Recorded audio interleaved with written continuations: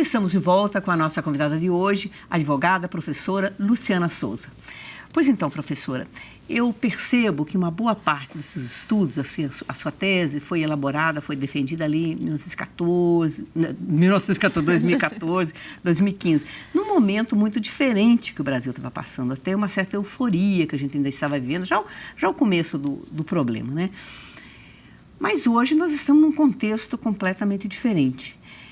Você não acha que é um desafio muito grande que a gente está vivendo hoje, até para efetivar a Constituição de 1988, a chamada Constituição Cidadã?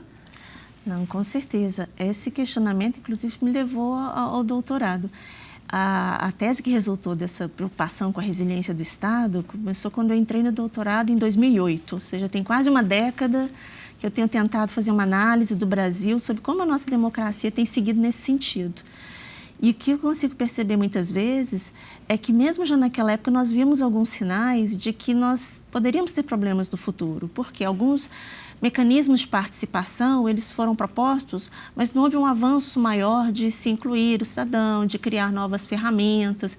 A discussão não foi ampliada. E quando você não amplia a discussão com o cidadão, ela fica um pouco precária.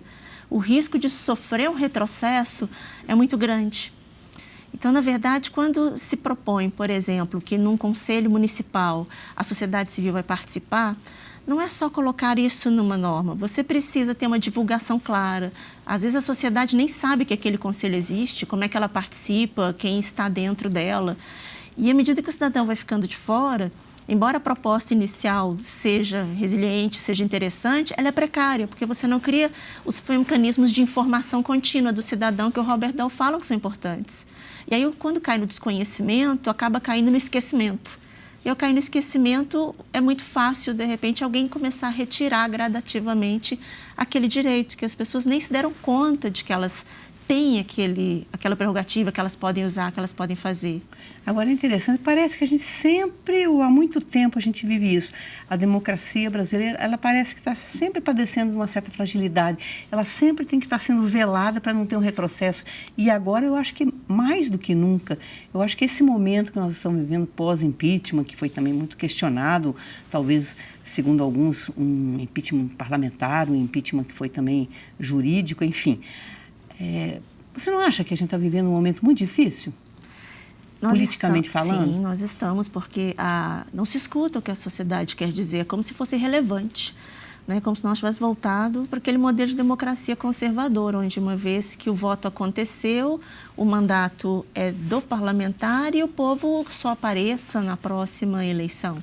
Só se fala nas eleições de 2018, mas e daqui até lá? Tantas coisas que já estão sendo revistas, reformuladas, por um presidente que tem 5, 7% de popularidade, quer dizer, ele representa o que exatamente hoje?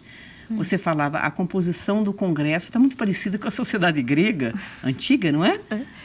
Porque a minha mãe tem uma frase que ela repete muito, que não é dela, de um autor que ela leu, agora eu não me lembro, é: a liberdade é uma conquista de cada dia. E se você não luta todo dia, você perde.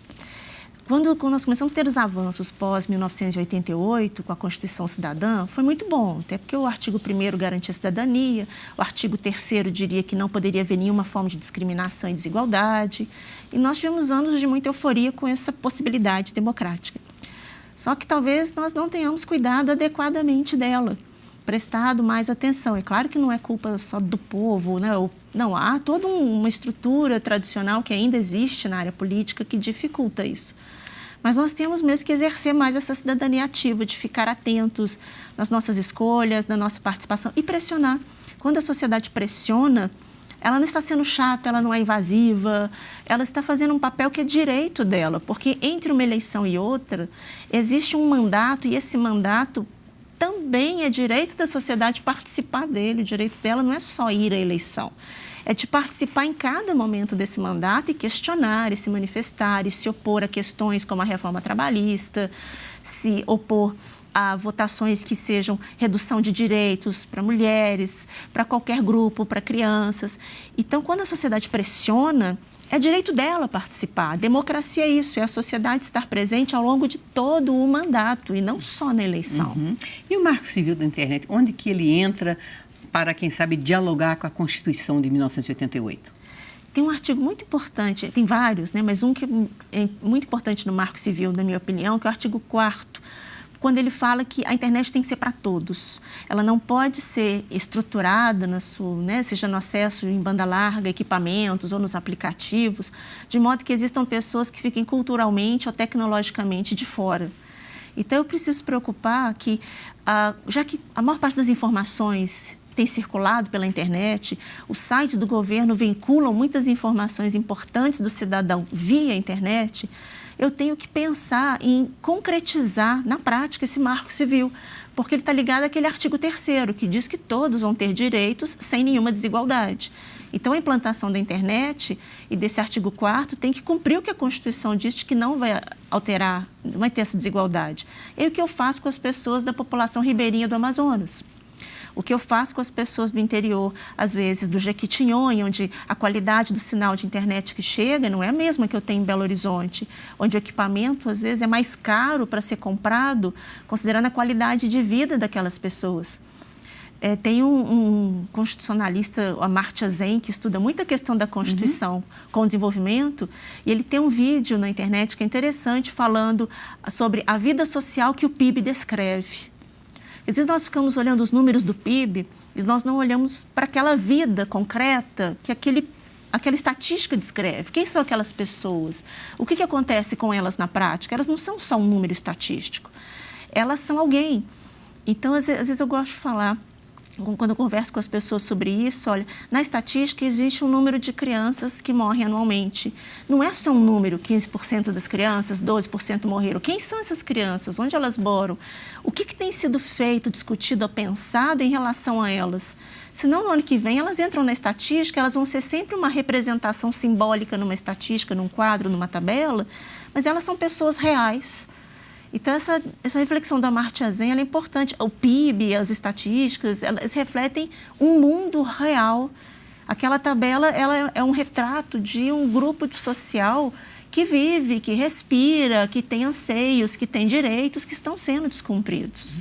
Agora, é interessante, quando eu vejo você falar e quando eu leio as coisas que você escreve, né, eu percebo que você está ali, não sei, é o que eu sinto, assim. Não é fazendo um apelo para o Estado, mas é chamando a atenção das autoridades para a importância da resiliência, a necessidade do diálogo.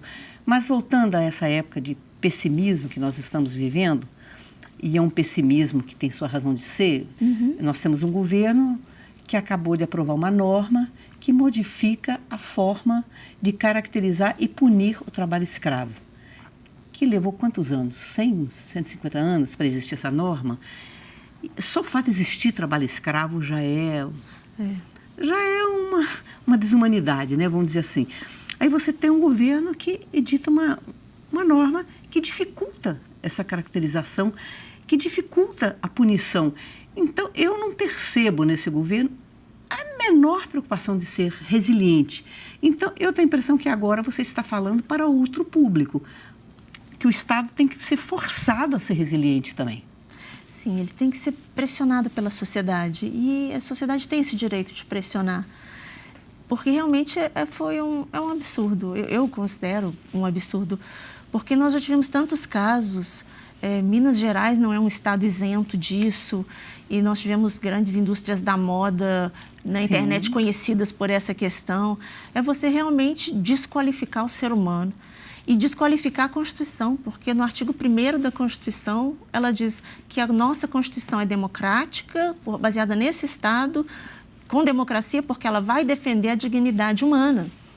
Então, é uma decisão, do ponto de vista do conteúdo e da proposta da Constituição, inconstitucional. Mesmo que tecnicamente tenha seguido os procedimentos, se você toma uma decisão que ofende um princípio fundamental da Constituição, que é a dignidade humana, você não pode querer que, em termos de conteúdo, de validade ética, essa norma possa ser considerada reconhecível perante a Constituição. E aí vem da proposta que o governo irá seguir ou não, porque se segue uma democracia e uma interpretação das leis do modelo tradicional conservador do liberalismo do século XIX, naquela época, dura lex sed lex, a lei é dura, é rígida, mas é a lei, siga-se. E não fazia nenhuma aferição sobre a condição humana que realmente existia.